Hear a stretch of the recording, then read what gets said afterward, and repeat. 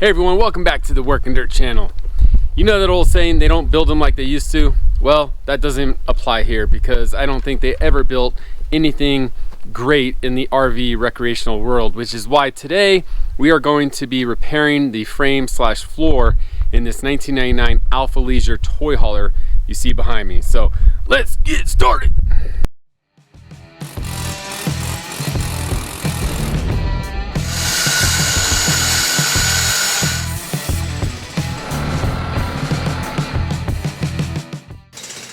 How the trailer was built was two main I-beams down the center of it, and then off the side they ran these little outriggers, which are these corner plates, and these are what would hold up the walls.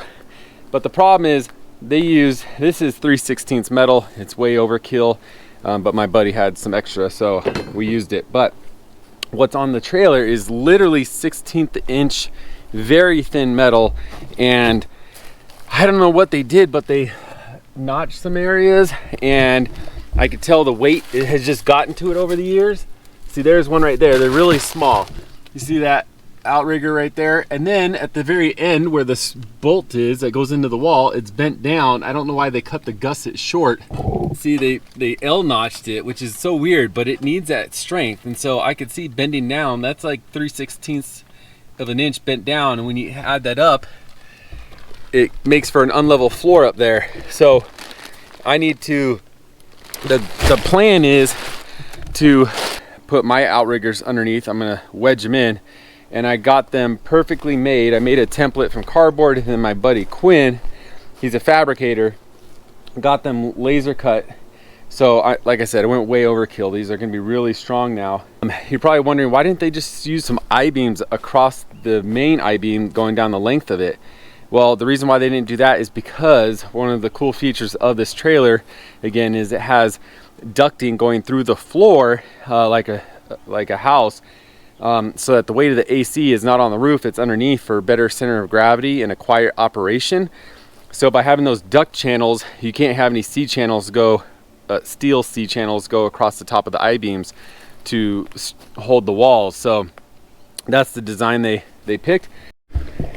So we're still in the back here, and you know, usually when you fix something you want to do as least as possible to not get into too many things, but this is a situation where it'd be better if I just start on a clean slate. This is the bottom paneling, and there's a hole here.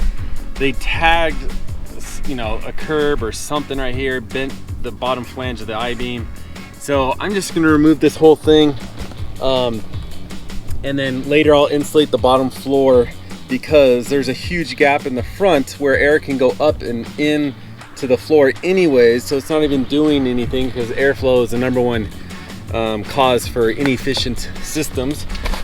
So we're gonna remove this whole thing here, drop a bunch of nasty insulation. Plus I like to know every nook and cranny for rodents to want to go hide and insects, so we're gonna take care of this now here.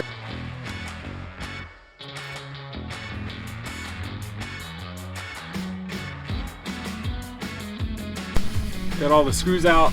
Now we need to take down these little strips, and then the nasty insulation is going to fall after that. Not looking forward to that.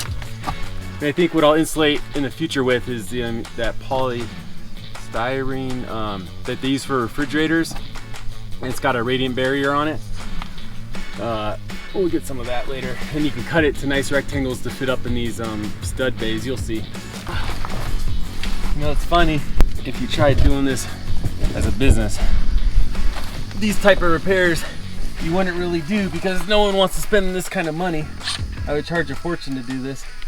They'll just get a new one. It's not worth it, but that's why I think I find it more enjoyable working on these old ones, because you can get them for cheap and make them really good if you like doing work. All right, she's wanting to come down. Hopefully she comes down in a clean piece.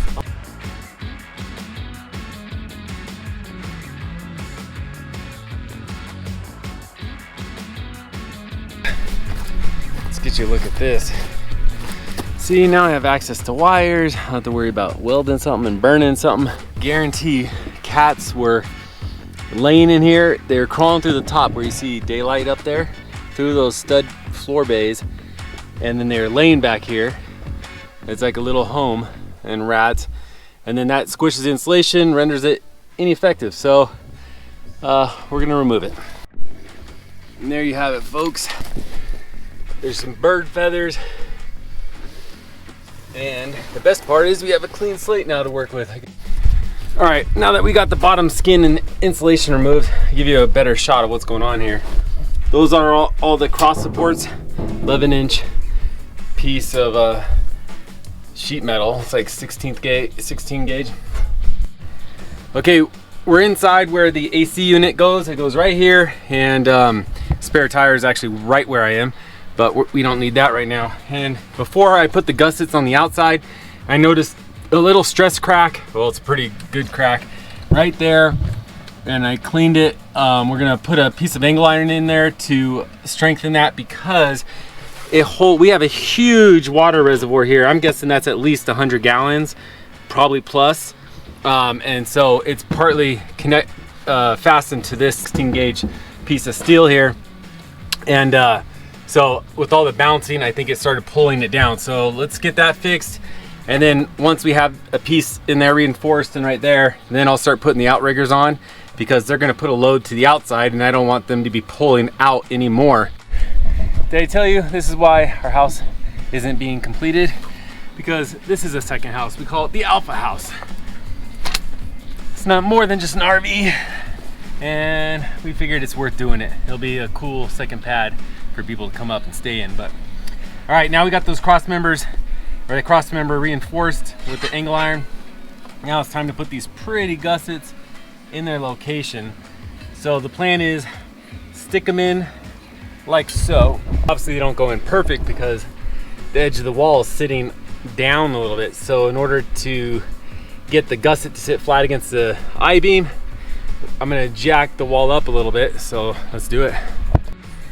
Pretty helper right there is gonna jack us up. So she's gonna turn on our 12-ton jack here, and we're just gonna lift. Like I said, there's like a 2x4 right there that's sitting under the wall. And so we're gonna lift that up a hair, because all we're looking for is about 3/16 or 1/4 inch up, so that, as you can see, here's our gusset. Our gusset can sit flat against the wall. So we're just gonna go up just enough to make it tight, Tara.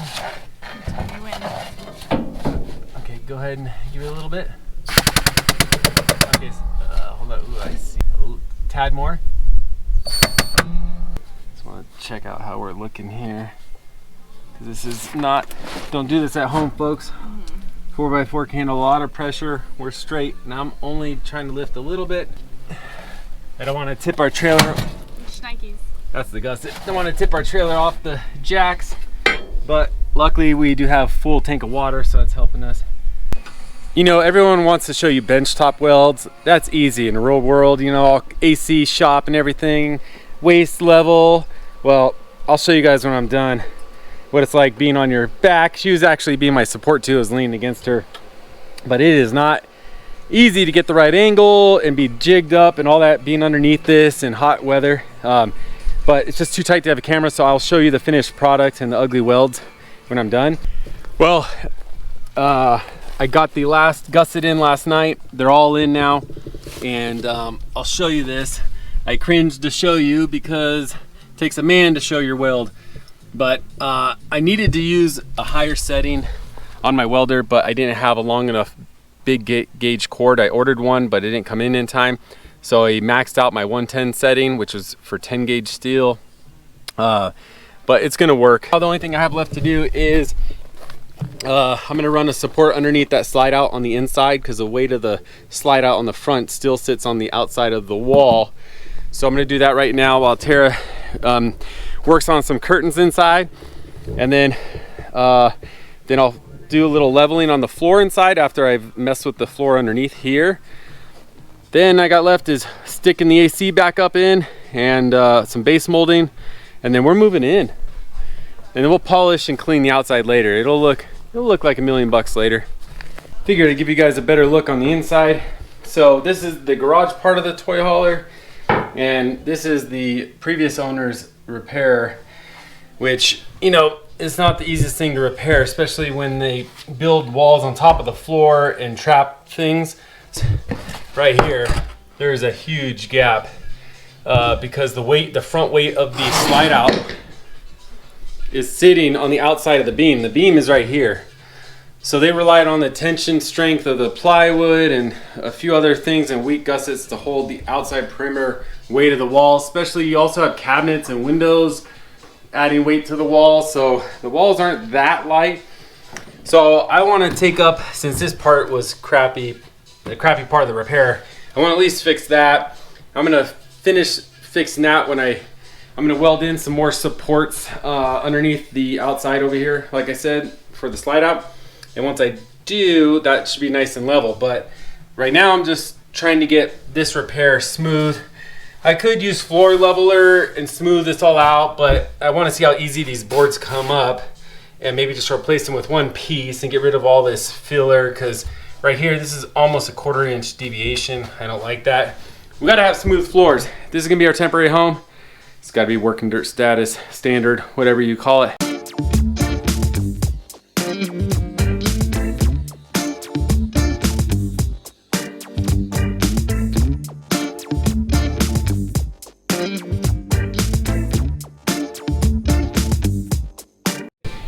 Here's a closer view now of what we got going on here. So this was the main 2x4 that is running crooked on top of the I-beam. So he scabbed on another one right here. And then everything out there, the wall, is sitting on some outriggers. And my plan is to put a 3/4 plywood on here and then lift these supports up underneath, shim them on top of the outriggers, and we'll be back to good and super strong now with those outriggers. So you can see my straight line now. When I go to put a piece of plywood in, I don't have to cut a bunch of wavy pieces, because I think the other owner was trying to follow the 2x4 that was underneath, but as you can see, it waves in and then goes or out and then back in. I understand using cheap materials to make these light trailers or these trailers lighter, but there's no reason to do poor craftsmanship like that, especially when you're in a factory setting. Let's show you the working space I'm working with here. We got the AC pulled out right here, which will go up underneath right over there, ready to go. And I took off the wheels, obviously, so I can put in these kickers to support this outer piece, which this is so odd. I'll try to explain to you the best I can, but they ran like a little C-channel in here, and above that C-channel is 3/4 plywood. And that plywood goes from here all the way into now the 2x4 in there. So this is just 3/4 plywood above this with the floor on top of that.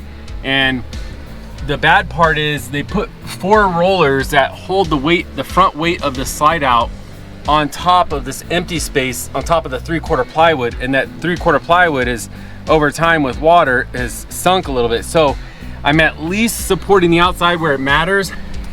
And like this gusset wasn't even attached to anything. I think it was just a spacer to hold this part out. I just can't believe it. But I'm gonna utilize it as a triangle member to hold my kicker. So this will support the weight on top of it, and this supports the lateral load going out. Another tight spot I want to show you. This is the battery compartment. I took out the 2 batteries, as you can see. And this is one of the gussets, not even touching anything or bearing any weight. And then I'm gonna put a piece of angle iron on top of this and fill this gap, and it'll be supported. I'm gonna weld along the bottom of this.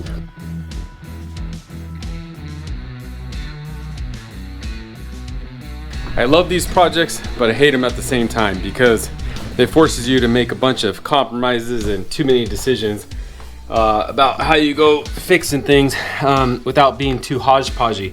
So we're looking right down at the wheel well right now, but this is now fixed. Before they had 2 2x4s here, all sistered together, all wonky, and then these were existing already. So I stopped my repair right here on this side and then continued over there with this. All right, time to put the floor in. And the work continues. We got the floor patched in with a little leveler compound just to smoothen the transition from the old plywood to the new plywood, and it's solid as a rock. And now she's primering the back door so that, well, it kind of makes it lighter in here and nicer, because that's actually gonna be a closet, you'll see. But this video is about the floor repair.